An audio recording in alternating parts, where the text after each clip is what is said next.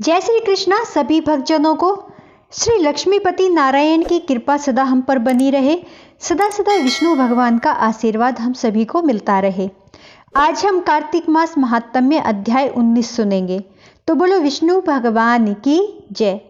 राजा पृथु ने पूछा, हे नारद जी, अब आप यह कहिए कि भगवान विष्णु ने वहां जाकर क्या किया तथा जलंधर की पत्नी का पतिव्रत किस प्रकार भ्रष्ट हुआ। नारद जी बोले, जलंधर के नगर में जाकर विष्णु जी ने उसकी पतिव्रता स्त्री वृंदा का पतिव्रत भंग करने का विचार किया। वे उसके नगर के उद्यान में जाकर ठहर गए और रात में उसको स्वप्न दिया। वह भगवान विष्णु की माया और विचित्र कार्य पद्धति थी और उसकी माया द्वारा जब वृंदा ने रात में यह स्वप्न देखा कि उसका पति नग्न होकर सिर पर तेल लगाए महिष पर चढ़ा है, वह काले रंग के फूलों की माला पहने हुए है तथा उसके चारों ओर हिंसक जीव हैं, वह सिर मुंडाए हुए अंधकार में दक्षिण दिशा की ओर जा रहा है, उसने नगर को अपने साथ समुद्र में डूबा हुआ देखा इत्यादि बहुत स्वप्न देखे। तत्काल ही वह स्वप्न का विचार करने लगी। इतने में उसने सूर्य देव को उदय होते हुए देखा तो सूर्य में उसे एक छिद्र दिखाई दिया तथा वह कांतिहीन था। इसे उसने अनिष्ट जाना और भयभीत हो रोती हुई छज्जे अटारी भूमि पर विचरने लगी, लेकिन उसे कहीं भी शांति प्राप्त नहीं हुई। फिर अपनी दो सखियों के साथ उपवन में गई, वहां भी उसे शांति नहीं मिली। फिर वह जंगल में निकल गई। वहां उसने सिंह के समान दो भयंकर राक्षसों को देखा, जिससे वह भयभीत हो भागने लगी। उसी क्षण उसके समक्ष अपने शिष्यों सहित शांत मौनी तपस्वी वहां आ गए। भयभीत वृंदा उसके गले में अपना हाथ डाल उससे रक्षा की याचना करने लगी। मुनि ने अपनी एक ही हुंकार से उन राक्षसों को भगा दिया। वृंदा को आश्चर्य हुआ तथा वह भय से मुक्त हो मुनिनाथ को हाथ जोड़ प्रणाम करने लगी। फिर उसने अपने पति के संबंध में मुनि से कुशलता का प्रश्न पूछा। उसी समय दो वानर मुनि के समक्ष आकर हाथ जोड़कर खड़े हो गए और ज्यों ही मुनि ने भ्रकुटी संकेत किया त्यों ही वे उड़कर आकाश के मार्ग में चले गए। फिर जलंधर का सिर और धड़ लिए हुए मुनि के आगे आ गए। तब अपने पति को मृत हुआ जान वृंदा मूर्छित हो पृथ्वी पर गिर पड़ी और अनेक प्रकार से दारुण विलाप करने लगी। इसके पश्चात उस मुनि से कहा, हे कृपा निधे, आप मेरे पति को जीवित कर दीजिए। पतिव्रता दैत्य पत्नी ऐसा कहकर दुखी श्वासों को छोड़कर मुनीश्वर के चरणों पर गिर पड़ी।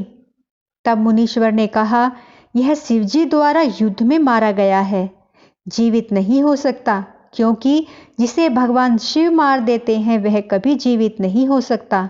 परंतु शरणागत की रक्षा करना सनातन धर्म है, इसी कारण कृपा करके मैं इसे जीवित कर देता हूँ।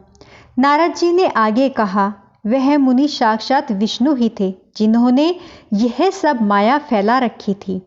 वह वृंदा के पति को जीवित करके अंतर्ध्यान हो गए। जलंधर ने उठकर वृंदा को आलिंगन किया और मुख चूमा। वृंदा भी पति को जीवित हुआ देख अत्यंत हर्षित हुई और अब तक हुई बातों को स्वप्न समझा। इसके पश्चात वृंदा सकाम हो बहुत दिनों तक अपने पति के साथ विहार करती रही। एक बार सूरत काल में उसने विष्णु को देखकर उन्हें ताड़ित करती हुई बोली, हे पराई स्त्री से गमन करने वाले विष्णु, तुम्हारे शील को धिक्कार है। मैंने जान लिया है कि मायावी तपस्वी तुम ही थे।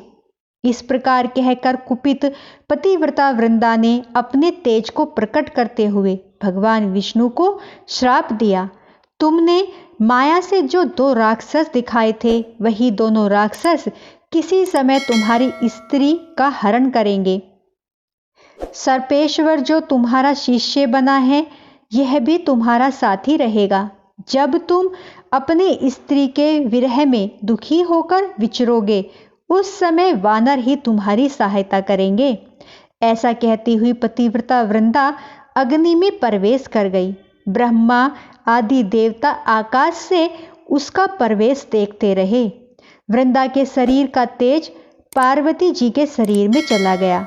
पतिव्रत के प्रभाव से वृंदा ने मुक्ति प्राप्त की। तो बोलो जय श्री कृष्णा। आज हमारा ये अध्याय यहीं पर समाप्त होता है। अब हम कार्तिक मास की कथा सुनेंगे। एक बार पथवारी माता पाल और विनायक जी में झगड़ा हो गया। सब आपस में स्वयं को बड़ा बताने लगे। इतने में एक ब्राह्मण का लड़का आया और पाल माता पथवारी माता गजानंद जी ने उसे रोका और कहा, लड़के रुक जा और हमारा न्याय कर। लड़का बोला, मैं कल वापस आऊंगा तब न्याय करूंगा। घर आकर लड़के ने माँ से कहा, माँ मुझे कल पथवारी माता, पाल माता और विनायक जी का न्याय चुकाना है। तो माँ ने कहा, बेटा सबको बड़ा बता देना। दूसरे दिन लड़का वहां गया और बोला, पाल माता आप बड़ी हो, क्योंकि हर व्यक्ति आता है और स्नान ध्यान करके शुद्ध होकर जाता है और आप सबकी रक्षा करती हैं। हे पथवारी माता आप सबसे बड़ी हो, क्योंकि कितने भी तीर्थ धर्म ध्यान कर ले पर आपकी पूजा किए बिना उनका कार्य पूर्ण नहीं होता। आप जीवित को भी तारती हैं और मरने के बाद भी उद्धार करती हैं। हे पथवारी माता पथ की धारणी हैं आप, इसलिए आप बड़ी हो। अब विनायक जी से लड़का बोला, सबसे पहले शुभ काम में आपको ही मनाया जाता है। आपको ही ध्याए बिना कोई काम सिद्ध नहीं होता, इसलिए आप बड़े हो। पाल माता पथवारी माता विनायक जी भगवान लड़के की चतुराई से प्रसन्न हो गए और बोले, लड़के तुमने तो हम सबको ही बड़ा कर दिया। उसको सुखी रहने का आशीर्वाद दिया और जौ के दाने उसके अंगोछे में डाल दिए। लड़का सोचने लगा, ये तो घाटे का सौदा रहा। सारा दिन खराब करके न्याय चुकाया और इतने से जो मिले। उदास मन से घर आकर अंगोछा एक कोने में डाल दिया।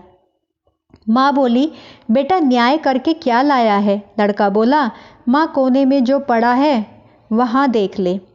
माँ वहाँ गई, देखा हीरे मोती के ढेर लगे हैं। हीरे मोती जगमगा रहे हैं।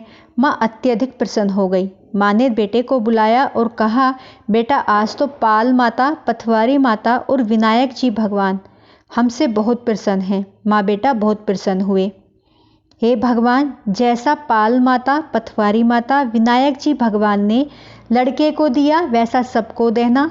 कहानी कहने सुनने हुंकारा भरने वाले को सुख समृद्धि धन धान्य देना। हे प्रभु, कहानी में कुछ गलती हुई हो तो क्षमा करना। कहानी अधूरी रही हो तो पूरी करना। पूरी हुई हो तो स्वीकार करना। तो बोलो जय श्री कृष्णा। दोस्तों आज हमारी वीडियो यहीं पर समाप्त होती है। पसंद आई हो तो please please please like subscribe share जरूर करें। जय श्री कृष्णा।